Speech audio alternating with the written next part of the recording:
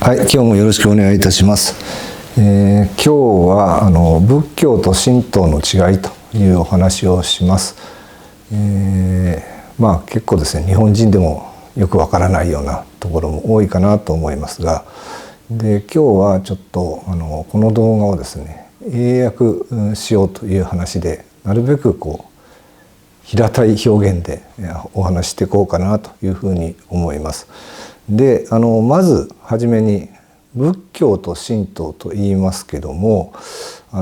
なぜ片方は仏教の教、教えるっていう字と神道の道と道っていう字ですねの違いがあるかという話をしますが、もともと仏教もですね仏道というような言い方を昔はしていました。しかしながら近年になってですねよく言われる三大宗教というような言われ方をします。三大宗教っていうのはイスラム教とキリスト教と仏教なんですが、その比較対象のために仏教というような言われ方をし始めたということです。ですからこの仏教という言葉が定着したのは明治以降というようなことで、対して神道の方はですねこれ民族宗教と言われまして、日本国内だけにしかない、宗教なんで、そのまま神道と言われるような言い方が続けられているということです。で仏教自体はですねそれこそ今年はですね、聖徳太子が亡くなって1400年いうことらしいんですが、その聖徳太子がですね仏教を日本に取り入れたというところから仏教がスタートしているわけです。で今もお話した通りですね、仏教は日本国内だけじゃなくてそれこそですね中国、韓国、東南アジアというふうにいろんな国に広がっている。ですが神道は先ほども言ったように民族宗教ということで日本人の中だけ、日本国内だけという宗教になります。で日本はですね仏教を取り入れて皇族がですね聖徳太子以来皇族が信仰したということでですね神道と仏教は一緒だという考え方がそれ以来広がりました。で昔の資料なんかを見るとですね人間は死んでから50年間は仏さんで50年を過ぎると神様になるというような住み分けをしてたようです。なんで別物ではないというような形になっているということです。で日本の場合ですね仏教っていうのはですね皆さんもご存知かと思いますけども、教義、教えというものがありますけども、対して神道には教義というものがないんですね。要するに八百万の神、全てのものに魂が宿っているというところだけです。ですから経典というか教えを書物ですね、それを我々経典と言いますけど、仏教には経典というものがたくさんありますけど、神道にはそういう教科書的なものはないということ。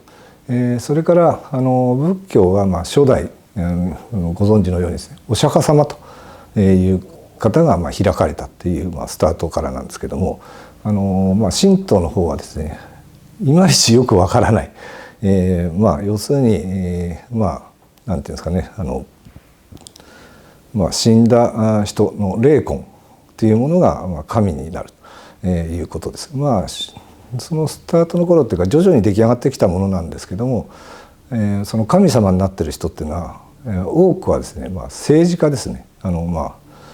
そういう方が多かったということなんですが、特徴的なのはですねこの神道にはですね動物も神様というようなものがありますし、他にもですねこれは他の国では多分見られないと思うんですけど、日本に渡ってきた中国人とか韓国人、そういう方も神になっているということです。他の国の民族宗教ではその国の人間民族以外はですね多分神とかいうにはなってないんですけど、日本の場合はですね非常におおらかというかなんていうんですかねいいことを与えてくれたものはみんな神様にしてしまうということです。ですから緩やかというか非常に何ですかね優しいところがあるということです。であ